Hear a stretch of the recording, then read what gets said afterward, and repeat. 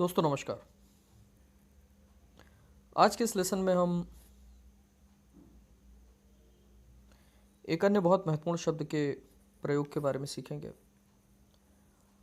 जिसका प्रयोग यदा कदा इंग्लिश लैंग्वेज में किया ही जाता है।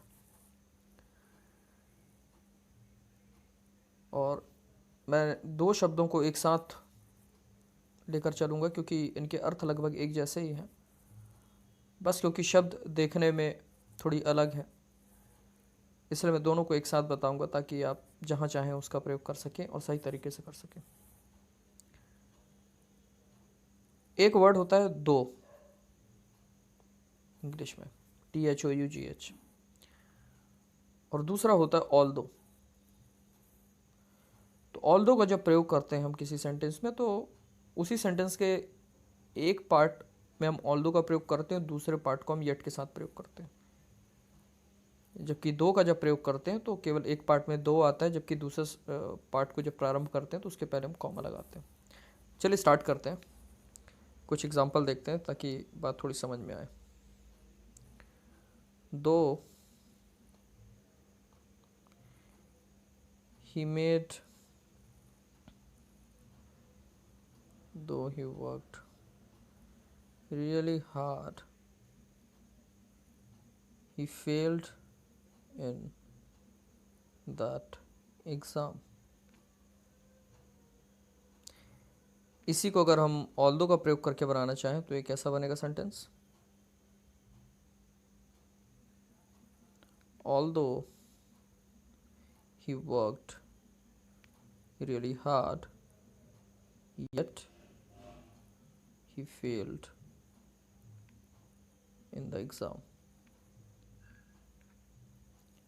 तो आप पहले वाले सेंटेंस में देख सकते हैं, though he work really hard, इसके बाद आपने कॉमा का प्रयोग किया, उसका नेक्स्ट सेंटेंस स्टार्ट हो गया है।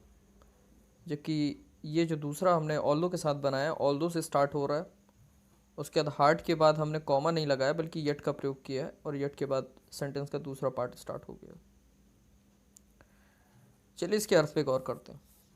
दो he work really hard, he failed in the exam. आप क्या अर्थ समझ रहे हैं इसका? क्या अर्थ निकलेगा? इसका अर्थ निकलेगा कि हालांकि उसने सच में बहुत मेहनत की, फिर भी वो परीक्षा में फेल हो गया। बिल्कुल वही अर्थ नीचे वाले सेंटेंस का निकल रहा है। हालांकि उसने सच में बहुत मेहनत की, फिर भी वह परीक्षा में फेल हो गया। तो आप हिंदी में जो प्रयोग करते हैं हालांकि, इसका अर्थ यही होता है। कई बार इसको क्लिष्ट हिंदी में हम यद्यपि वगैरह भी यूज कर रहे हैं, यद्यपि, तथापि, ठीक है। तो इन दोनों में से जो भी आप समझना चाहें उसे समझ सकते हैं, हालांकि अथवा यद्यपि या तथापि। चलिए कुछ और सेंटेंस बनाते हैं। दो he is rich,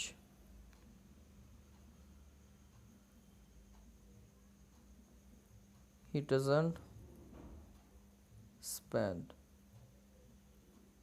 money unnecessarily। Though he is rich, he doesn't spend money unnecessarily। हालांकि वह अमीर है, फिर भी वह अनावश्यक रूप से पैसों को खर्च नहीं करता है। Although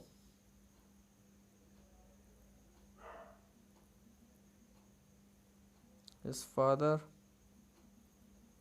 spent lots of money on his education, yet he could not learn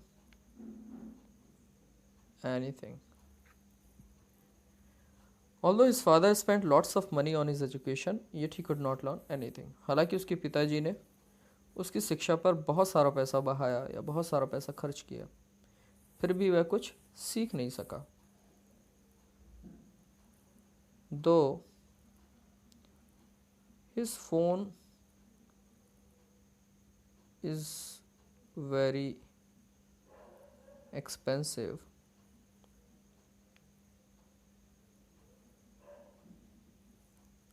It doesn't work efficiently. मतलब हालांकि उसका फ़ोन बहुत महंगा है, फिर भी वह बहुत अच्छे से काम नहीं करता है. एफिशिएंटली मतलब बहुत दक्षता के साथ, बहुत अच्छे से. दो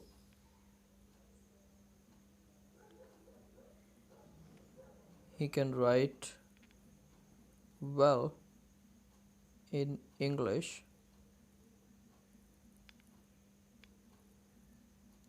he can't speak it